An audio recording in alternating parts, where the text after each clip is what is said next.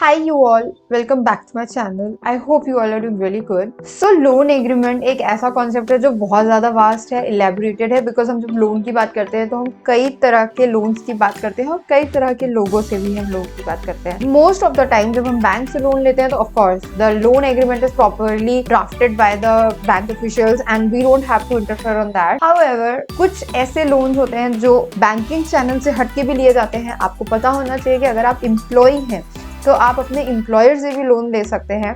There are certain rules and acts which govern it. However ये काफी ज्यादा flexible होता है. क्यों ऐसा इसलिए है क्योंकि जो इसके टर्म्स एंड कंडीशंस होते हैं एम्प्लॉयर एंड एम्प्लॉय म्यूचुअली आपस में डिस्कस करके ही लोन एग्रीमेंट में लिखते हैं. तो इतना कोई रिजिड नहीं होते, कोई हार्ड एंड फास्ट रूल्स नहीं होते. और दूसरा आप सोच रहे होंगे कि क्यों कोई एम्प्लॉय एम्प्लॉयर से लोन लेगा. तो अगर आप सिर्फ यहाँ पे ड्राफ्ट देखने आए हैं, आपको ड्राफ्ट चाहिए तो ठीक है, वो आपको मिल जाएगा डिस्क्रिप्शन बॉक्स में.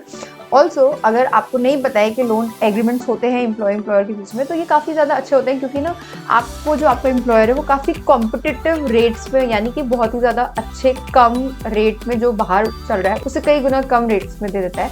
ऑफ कोर्स इसका रीज़न ये होता है कि भाई आपको बंधा रहना पड़ेगा. एक तरह का employer employ win win situation है. क्यों? क्योंकि भाई आपको कम रेट में लोन मिल रहा है. On the same side employer को ये तसल्ली मिल रही है कि हाँ ये वाला एम्प्लॉय भाई 2 से 3 साल या 5 साल जैसा भी as per the terms and condition of the loan कि भाई ये कहीं नहीं जाएगा. So these loan agreement also help the part of these company policies. तो फटाफट से चलते हैं. इसका एक बेसिक सा ड्राफ्ट है मेरे पास जो मैं आपको दिखाना चाहूंगी. उससे पहले मैं आपको एक चीज बता दूं, ड्राफ्टिंग में बड़े सारे रूल्स होते हैं. जैसे मैंने जितनी भी ड्राफ्टिंग अभी तक बताई अपने चैनल में, हर में मैं रूल्स आपको बताती हूँ कि भाई यहाँ पे आपका रिसाइटल्स आएगा, यहाँ से आपका स्टार्ट होगा, इतने पे स्टैम्प पेपर, उतने पे ये वो. लोन एग्रीमेंट एक ऐसा एग्रीमेंट है जिसमें इतने हार्ड एंड फास्ट रूल नहीं होते हैं. 20 रुपए का स्टैम्प पेपर में आप आराम से बना लो, चल जाएगा काम. और दूसरा फॉर्मेटिंग की बात करूँ तो ऑफकोर्स हर एक एग्रीमेंट में ऐसा नहीं है कि कुछ भी स्टार्ट कर दो, ऐसा नहीं होता है. स्टार्टिंग में आपको कोई भी एग्रीमेंट होता है तो ऑफकोर्स स्टार्टिंग में आपको ना जिसको इंट्रो बोलते हैं, आपको अपनी पार्टीज को इंट्रोड्यूस करना पड़ता है, जिसमें आप क्लियरली देख सकते हो यहाँ पे मैंने एम्प्लॉय को लिखा हुआ है और यहाँ पे आपकी कंपनी का नेम आप मेंशन करोगे. ये वाला ड्राफ्ट आपको नीचे मिल जाएगा डिस्क्रिप्शन बॉक्स में. लेकिन जितना भी रेड से है वो आपको अपने अकॉर्डिंग चेंज करना रहेगा और जो ब्लैक से है डोंट टच दैट. ये आपकी कन्वीनियंस के लिए मैंने रेड रखा है. अब जैसे आप देख सकते हो, this agreement of the loan to employees executed at city. यहाँ मैंने सिटी लिख दिया. आप इसको जब वर्ड फाइल आपको मिलेगी यहाँ पे सिटी हटा के अपनी सिटी. अब कौन सी आपकी सिटी? भाई ऑब्वियसली जहाँ कंपनी है उस सिटी की ये बात हो रही है, ठीक है. अब फॉर से एम्प्लॉय जो है वो दिल्ली के हैं और कंपनी मुंबई के है तो यहाँ पे मुंबई आएगा सिटी में, ठीक है. फिर यहाँ पे डे डेट फॉर्मेट आपका यही वाला होगा और मंथ एंड ईयर आप लिख लो. फर्स्ट पैरा में आपके एम्प्लॉय यानी कि जो लोन ले रहा है उसकी डिटेल एंड सेकंड में आ जाएगी कंपनी की detail.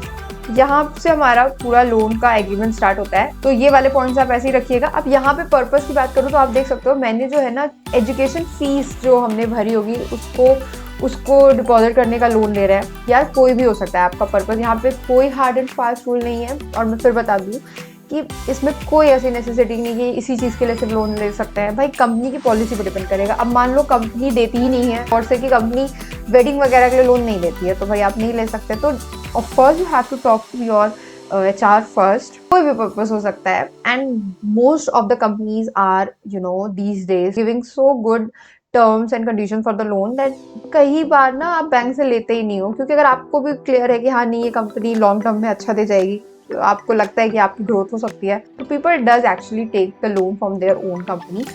Also most of the time ना ये जो लोन एग्रीमेंट बनाने का होता है वो कंपनी भी बना सकती है और आप भी बना सकते हो. तो मान लो कंपनी इज मोर फ्लेक्सिबल कि नहीं आप बना लो, तो उस केस में आप क्यों फिजूल में लॉयर को या किसी को भी आप पैसे दोगे. ड्राफ्टिंग के ऑफकोर्स चार्जेस होते हैं अच्छे खासे, खुद बना लो.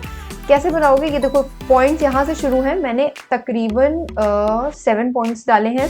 कोई हार्ड एंड फास्ट रूल नहीं है. आप ना और चाहो तो और ऐड ऑन कर सकते हो, इसमें से भी कम करने हैं तो कर सकते हैं. लेकिन हाँ कम में मैं ये नहीं सजेस्ट करूँगी. जो इंपॉर्टेंट पॉइंट्स हैं वो आपको डालने ही पड़ेंगे.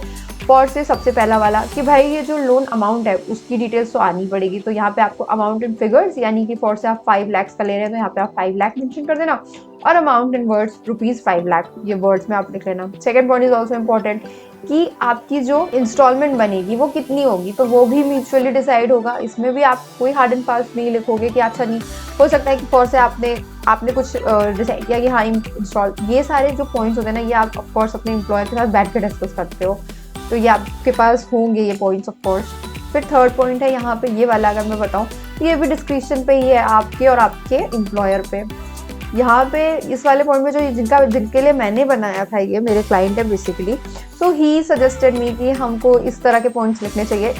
ये बेसिकली मेरे जो एम्प्लॉयर है उन्होंने मेरे से बनवाया है। तो आप कुछ भी हो सकते हैं, आप एम्प्लॉय भी हो सकते हैं, आप एम्प्लॉयर भी हो सकते हो, ठीक है। तो ये वाला पॉइंट कहता है कि भाई फर्स्ट जो इंस्टॉलमेंट थी उनकी जो सैलरी से जिस दिन लोन लिया गया था नवंबर में, तो ये लिखवाया गया था कि भाई दिसंबर में कटेगी सबसे पहली इंस्टॉलमेंट। तो हो सकता है आपके केस में कुछ और हो, मे बी आने वाले फाइनेंशियल ईयर, जैसे अभी 4 से दिसंबर चल रहा है, तो आप दोनों के बीच में ये हुआ कि चलो ठीक है यार, जो अभी फाइनेंशियल ईयर खत्म होने तो मार्च में, अप्रैल से इसकी ईएमआई शुरू कर देंगे। तो भाई आप हो सकता है आपके में अप्रैल हो। सो ऑफ कोर्स ये सारे पॉइंट्स आप रखना चाहो रखो, और यहाँ पे आप चेंज कर सकते हो, लेकिन वर्डिंग्स यही रखना। इसीलिए भाई ये लोन एग्रीमेंट का ड्राफ्ट आपको मिल जाएगा नीचे। अब यहाँ पे लिखा भी हुआ है, the employees agrees that he will render and mandate the employer for deduction of repayment from his salary and will repay the entire loan. अब यहाँ पे ये वाले पॉइंट में बेसिकली एम्प्लॉय ये कह रहा है कि भाई जो एम्प्लॉय है वो एग्री कर रहा है इस बात से कि जो महीने की जो सैलरी होती है उसमें से ही डिडक्ट हो जाए ईएमआई। फॉर एग्जाम्पल महीने की सैलरी आती है 60K, हम कह लेते हैं 60K, ठीक है, जिसमें से ईएमआई है 5,500 की, तो वो ये कहना चाह रहा है कि भाई मैं रेडी हूँ कि मेरे अकाउंट में 60,000 ना आके अब से सिंपल वही 55,000 आए, ठीक है। सो ये वाला क्लॉज हो सकता है कि भाई आप लोगों में कुछ और, आप लोगों में हो सकता है ये हो कि भाई एम्प्लॉयर कह रहा है कि नहीं, इस अकाउंट में तुम्हारे एंड से 5,000 हर महीने आएगा, हम तुम्हें सैलरी जितनी देर उतनी देंगे, तुम अलग से डालोगे, तो आप वो लिख सकते हैं। Most of the time to be honest यही फेसिबल होता है और यही लोग करते भी हैं। अब ये क्या है, ये देखो मैंने ये वाला जो टाइम पीरियड वाला है वो इसी में ही ऐड ऑन कर दिया। आप चाहो तो इसको फोर्थ पॉइंट बना लेना, और ये भी चेंज हो सकता है। यहाँ तो मैंने 24 मंथ्स लिखा हुआ है, हो सकता है आपके में 5 इयर्स का लोन हो तो आप अपना 5 इयर्स डाल देना। फोर्थ पॉइंट, यहाँ पे फोर्थ पॉइंट हो सकता है आपके में ऑल टुगेदर हो ही ना, क्योंकि आपका employer is super cool and he is not giving you any penal interest which is just imaginary situation. Of course ऐसा नहीं होगा। पेनल इंटरेस्ट वाला पॉइंट बहुत इंपॉर्टेंट है। मैं सजेस्ट भी नहीं करूंगी कि आप ऐसा करो, आप चाहे एम्प्लॉयर हो तो मैं आपको सजेस्ट नहीं करूंगी कि आप ऐसा करें। एंड ऑफ कोर्स आपको ये रखना चाहिए। You can also keep it like 6%,